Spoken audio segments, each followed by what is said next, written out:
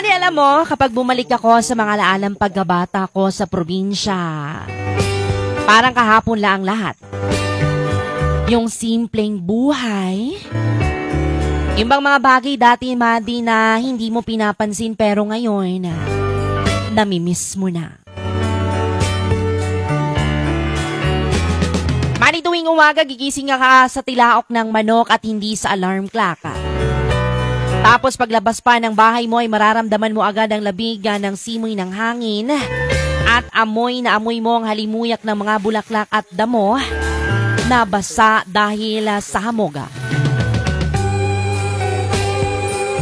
Yung tipong hindi mo na kailangan magmadali. Dati, yung bang walang cellphone na hawak-hawakan, kundi pamalo lang ni nanay kapag late ka ng gumising. Tapos, didiretso ka na lang sa taniman o kaya sa bukid. Hindi pong mag-harvest ka na lang ng prutas o gulay, mga kaibigan.